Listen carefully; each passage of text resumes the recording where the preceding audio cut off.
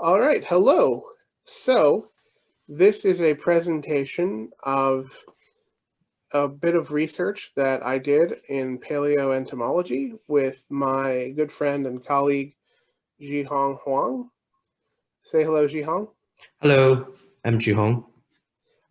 So I'm just going to quickly go through my CV and then introduce myself. And Zhihong's going to introduce himself and go through his CV. So my name is Tommy O'Rourke.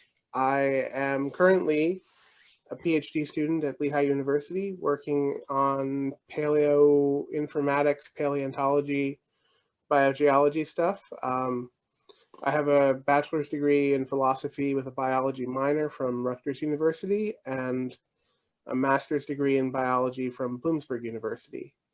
I'll now let Zhihong introduce himself. My name is Zhihong. I'm currently a PhD student at ES department, Earth and Environmental Science department at Lehigh University as well. I graduated from Whitman College with a bachelor degrees in chemistry and from Cornell University with Master of Engineering in Geological Science. All right, so first off, we should disclaim that since part of this project was to distribute this report on social media, and social media, contains our personal opinions on stuff, we are not, by appearing on this project together, we're not endorsing any personal opinions that the other may have and share on social media. This is just a collaboration of research. So the research we've done is in the field of paleoentomology. Paleoentomology is the study of insects that are no longer with us. They can be extinct or just their communities, so fossil bugs, that sort of stuff. So without much further ado, we'll share our presentation and we'll begin. Okay, so the name of our talk is a review of paleoentomology datasets in the Neotoma Paleontology Database in 2020 with some preliminary analysis, presented by me, Tommy O'Rourke, and Zhihong, as we've mentioned. So I believe we'll start with an introduction to the topic, and Right. Zhihong is going to present this part. Right. So my main role in this project is to do some basic literature review on some of the introduction of paleoentomology, just to show you what is paleoentomology and what's the development and history and some of the limitation and application of entomology that used to reconstruct past ecosystem. So the first one, of course, is the introduction part. So basically, paleoentomology is a science to use insects as a proxies to reconstruct past climatic variations by measuring or recording them and to try to compare their variations and the distribution of abundance over time from different natural habitats. And with that, you can compare historical insect fossils assemblages with some modern distribution records to interpret some possible climatic and ecological variation in some specific areas. So within the paleoentomology, beetles are actually widely used for reconstruction of quaternary paleoecological communities, as they are one of the most important and diverse order in quaternary fossil records. So in this research, we are mainly going to look at beetles as the one of the major proxies in paleoentomology to trying to assess the data and to mine some data that trying to look at the potential of beetles and especially the dung beetles in future research. So for insects as paleology proxies, they are really useful. One reason is that they are pretty sensitive to climatic variations such as temperature and wide range of habitats with different sets of environmental parameters. And on the right, you can see a pie chart. This is the chart we excerpted from one literature talking about ecology of Northern America beetles. So you can see the dung beetles is made up around like 5% of the overall beetles composition. And of course, we have other beetles as indicated for different kind of ecosystem landscapes. For example, you have plants and fungus and bark and wood, which made up like around 50% of those. So insects are considered to be a valuable paleoecology records due to their great abundance and biodiversity. So as I talked before, so it can represent a wide range of ecological niche, and they're able to be preserved in sediments with either anaerobic or desiccant environment. So they can be really well preserved. So this is one of the advantage to use insects macrofossils as paleology proxy. Then I'm going to talk about a little bit about development of paleoentomology. So it started from 17th century. So basically at that time, the curiosity toward insects and some of the macrofossils of insects began to happen. But the modern paleoentomology really begins during 1950s in University of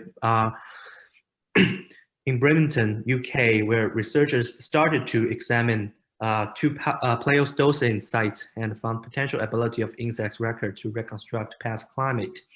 So here I attached a picture showing this is one fantastic article about the development of modern paleoentomology. This article describes basically the overall development of insect science in 20th century and 21st century, and talking about some major figures and some major conferences and the societies that really studies paleoentomology. And I have listed several current database and tools. The first one is Neotoma Paleoecology database, which is free and online. This is the one that we are going to use in this project. And the second one is National Center for Environmental Information. So NOAA, it's not only for insects, but also for a wide range of other climatic and paleoecological proxies. And the third one is specifically for bugs. So it's called bug CEP, which is used in one of the paper that I'm going to talk about next. The fourth one is the USDA National Insect Collection Database. Then I'm going to talk about some of the limitations of insect records. So one of the limitations is that the abundance and distribution of insects depends significantly that is influenced and controlled by biotic interactions such as predation and parasitism. So their distribution may not completely depend on the climatic alteration or temperature changes. And some of the climatic influence on insects are more crucial toward ecotones. That is basically the edge of different ecosystems. So the area of study may be limited, and anthropogenic activities may alter or disturb natural habitats for insects when studying modern ecology insects. So that's for modern ecology, kind of not quite a problem for paleoentomology, but maybe some of disturbance may happen when you study the late Holocene modern ecology of insects. And the ability of insect assemblages to reconstruct temporary and short-term climate variation may provide less illustrative result with lower resolutions. And then I'm going to talk about some of the case study that we're going to explore in this research. So one of the major component of beetles record is dung beetles. So showing up over here on the graph, on the picture on the right. So we have two examples of dawn beetle that was found in modern landscape. So they made up around 10% of terrestrial beetle population, and different beetles represent different habitats and landscapes, as I talked before. So using those beetles assemblages as indicators can be used for forest coverage or vegetation composition reconstruction, and it's also useful for people to reconstruct distribution of herbivores and megafauna during the last glacial maximum and early Holocene. So in this research, we are gonna basically use the data science. Data science is a body of technique to draw conclusion from large sets data, and we're gonna use the the R programming language using statistics and the machine learning, dynamic system modeling, and other computational techniques from a large database. So here, this is the screenshot of the coding that Tommy did for this project that he will explain later in his section. Yes, I primarily did the coding for this work, while Zhihong primarily did the background research.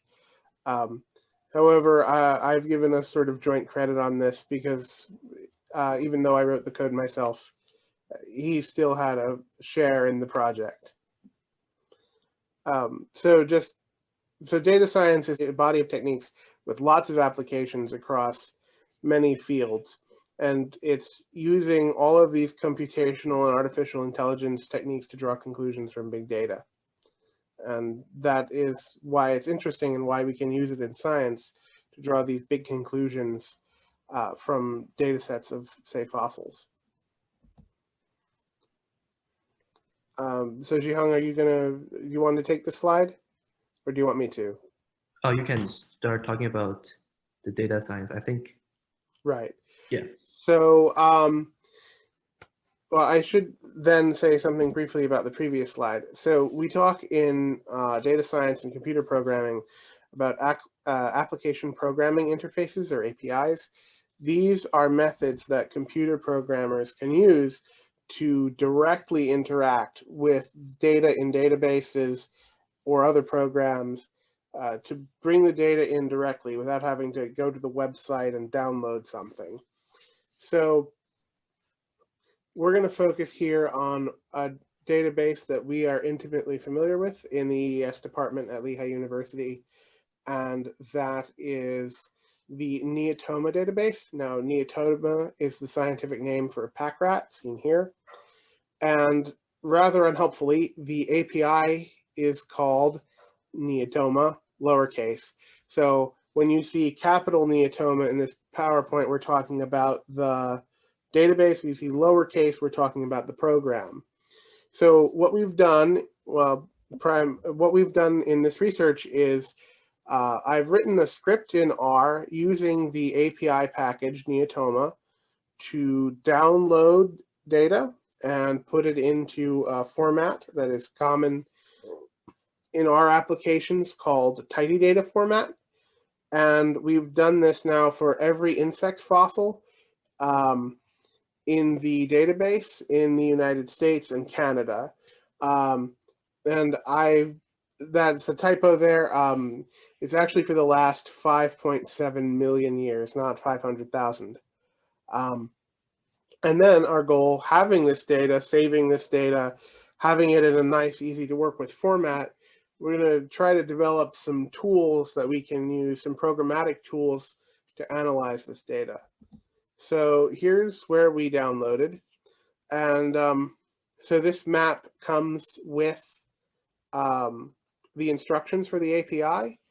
So I can't 100% verify that this is what this stands for, but the red is supposed to stand for fossils where insect data was found, and then black is sort of all sites queried in that region. So altogether, we pulled 182 records, accounting for 6,481 insect taxa. So In order to develop these tools, we needed a test case, and we've chosen our test case completely at random. Well, not entirely at random. It helped that it was easy to spell. Um, we landed on the genus of weevil, or the subfamily of weevil rather, Apion, and here we call it my species. Here's an example of an Apion weevil. So the first thing we're interested in is just sort of some simple linear regressions. So counts of fossils against time, and these are all in calibrated years before present, and counts against space, and that's degrees north latitude within our search area. And then, of course, we want to see the effect, how time and space interact to affect the count. So we've done a multilinear regression on count against space and time. And then we're interested in sort of finding a proxy for niche analysis, which is what we would do with an existing species with existing climate data. So one way to do that is to say, well, here's the count of this species, and we'll look across all 6,480 additional species and see if we can do a regression on the counts of all of the other taxa. So we've done that, and we've been able to project where we would expect scarab fossils to show up based on the community, the rest of the insect community at the site. So then, it would be really helpful to begin to find some way to group these insects sort of by their niche. And of course, that's going to be really hard across some 6,500 groups. But one way we might be able to start looking at it is to say, is to do a principal components analysis. Now, a principal components analysis is sort of like using multilinear regression to generate artificial variables, and then you can sort of see groupings that might not otherwise be visible using these artificial variables. That is an incredibly brief statement of what PCA is, but that can start to allow us to look for patterns in the data. And then we're interested in sort of graphing, obviously, these distributions in 2 dimensions and 3 dimensions. So again, this is the test we get for my species, and you can just sort of see. So these are all the places we looked and didn't find one, and then here are all the active sites where we find. Here are years where we found 1 weevil, years we found 2, etc. And then the latitude, right? This band is just places we've looked, and then here's the distribution where we find at least 1, where we find at least 2, and we find at least 3. And then that same data now is plotted in 3 dimensions. So this is the we've looked line and didn't find anything, and then this is the here we've found 1. Zhihong, do you have any comments about these last couple of slides? Yes. So the previous slide so really shows the most of the counts of my species of interest is majorly concentrated on the recent years. So like really at the top of the graph. That's true. However, we do have to just sort of keep in the back of our minds that so present 2 billion years ago, 4 million years ago, it is clustered here in the present, but in the present relative to 6 million years. Thank you, Zhihong. So here is just an output table of statistical significance for our regressions. Here are our model statements. Obviously, we've left the co-count off because this table would be like 12,000 columns across. But you can see the linearity with this. And what you're finding is marginal significance here in the effect of space. If we look at the space coefficient, we can see that it's positive, which means that you are slightly more likely to find fossils of my species the further north you go. So this is the results of that co-count modeling, the one where we'd have 12,000 columns if we put it up there. So again, all this is we've looked at the communities of insects per site, and we've said statistically what is the probability, what is the expected count of my species fossils we should find given the community at that site. And you can see here, so this is the observed instances of my species, and this is the projected instances of my species. And so you can see that these are nearly identical, which suggests that we're finding my species everywhere we would expect to find my species. So before we move on, do you have any comments on this? I think I'm good. Okay. So we've talked about the Sandholm et al. Paper, the work on dung beetles and how important they are. So we're going to now work on dung beetles and see if we can draw some important conclusions from that work. So here is the same. This is the distribution in space. And you can see that with the exception of that one, they're all below 50 degrees. So that would suggest that they're confined to these lower portions of the map. And then again here, you can see there's some doubling up on the more recent time scale. So one thing I've done is I've just increased the resolution of that. So this is since the end of the Younger Dryas cooling period, 11,700 years ago. And you can see that there were some species, and then they seem to have died off. We're not finding these scarab fossils roughly between 6,000 and I'm going to say 2,000 years ago. But that's not unreasonable because we know that during that period of time, there was intermittent cooling periods during that period during the Holocene. So it's not terribly unexpected. So here's the distribution of scarabs in 3D, and you can see these graphs may be a bit difficult to read because of how it looks, but you can see that there's definitely a period beyond which they don't go. Run the regression coefficients here. Again, space is the only significant interactor, and the coefficient is negative, which suggests that you're more likely to find a scarab fossil the further south in latitude you go. So here is the sort of multilinear co-count stuff that we were talking about. And I think this is our most interesting result. You can see here that there's a lot more there seem to be more scarabs indicated according to our niche analysis than there appear to actually be in the record. And again, part of this may simply be the resolution of the graph. But it looks like we would expect to find some at some higher latitudes than they do occur. So Zhihong, do you have any opinions on this graph?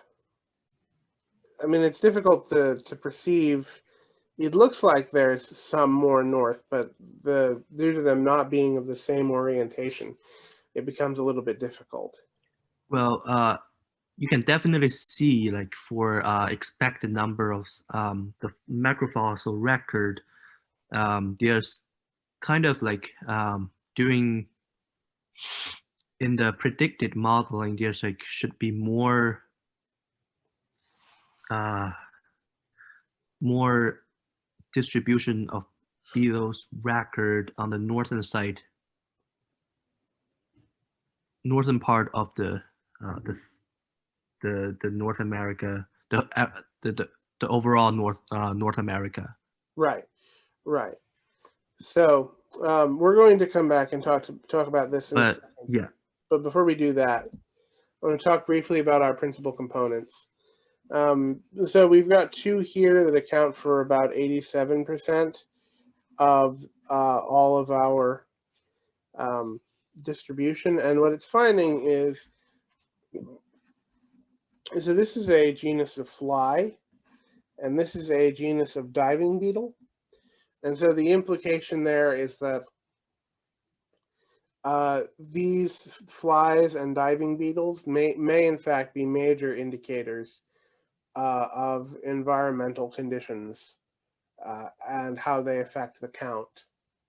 But again, this preliminary, this research here, this analysis, the PCA, is just a first step along the road in this analysis of trying to find groups and patterns among the distribution of fossils.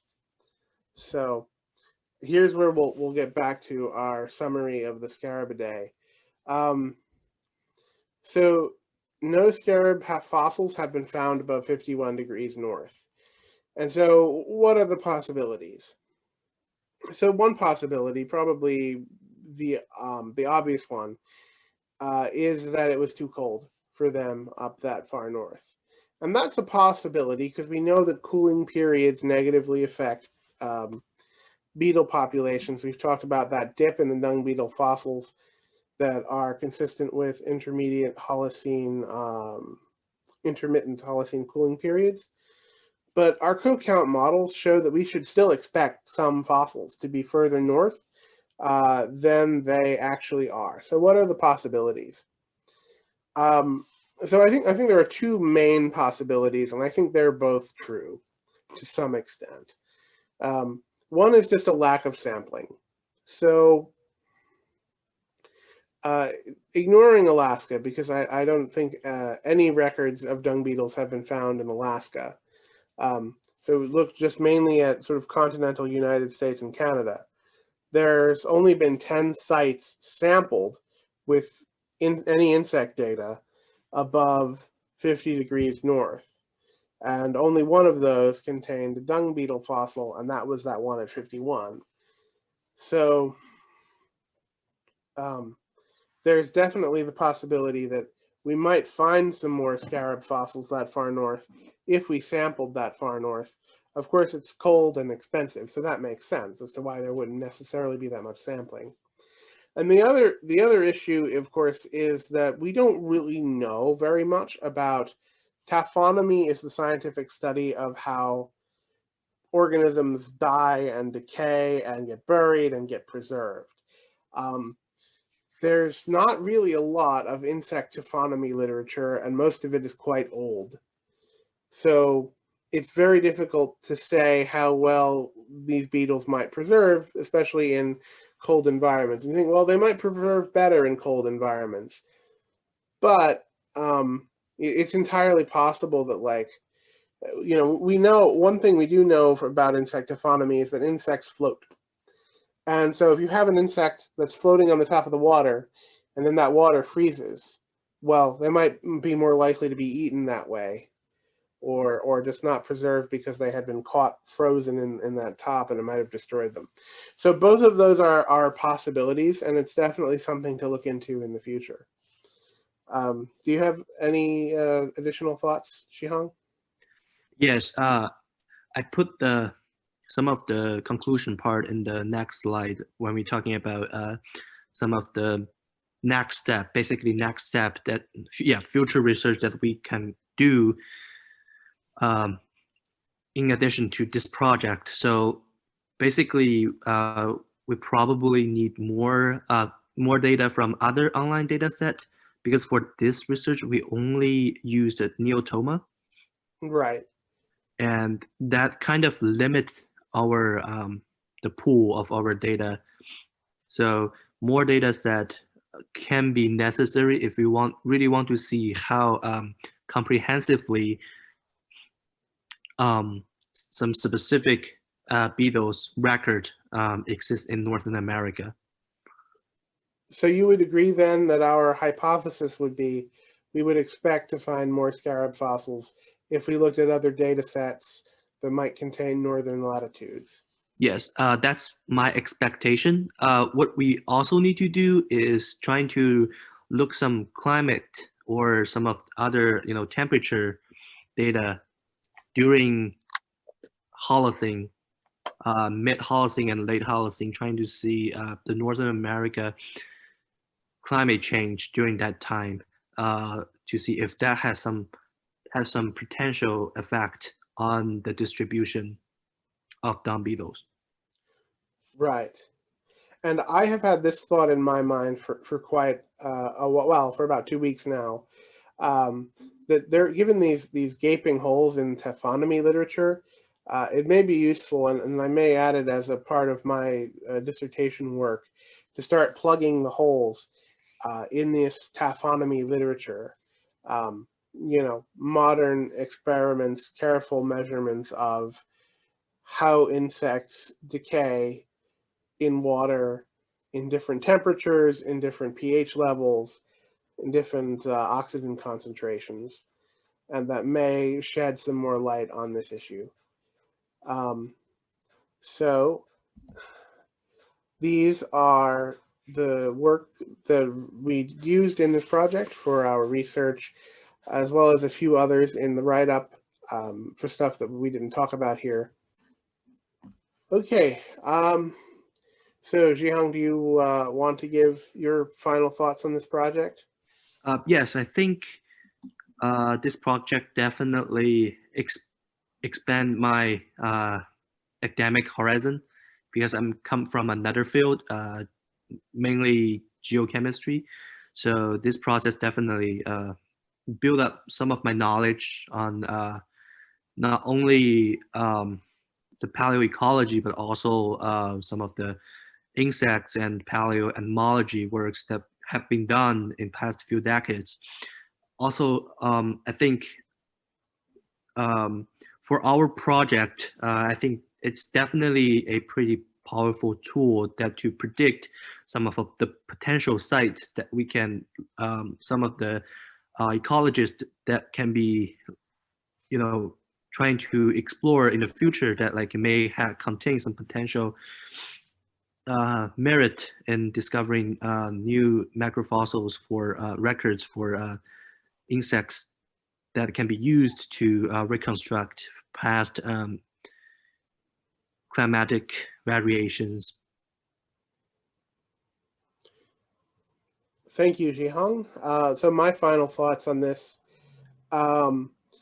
So if you're unfamiliar, my master's degree work was in the field of modern entomology. I studied the invasive Asian hornet, what the media has dubbed murder hornets. So I'm familiar with modern entomology, which is why I was interested in doing this project. And then the other reason is, most of us have seen Jurassic Park, and we've seen insects preserved in amber during, the Cretaceous or before. And that's probably what most people understand paleoentomology to be, when in fact it is this rich study that often focuses a lot more on modern insect fossils as proxies for recent climate change in the Quaternary. This is what my lab does at Lehigh University, is we look at reconstructing the environments of the Ice Age. So, I think this is a really powerful tool. It's certainly a thing I want to incorporate into my dissertation work. And if I can, include maybe some wet work doing studies of insect taphonomy, modernizing that field, since all of the studies were done, it seems, in the 60s, that may do some good in this research as well. So I think this is a really promising line of research, and I'm glad I did it. It was really enlightening. So I think we'll sign off here. Have a happy Thanksgiving, everybody. We're recording this 2 days before. And take care of yourselves in the rest of 2020. Yeah, take care.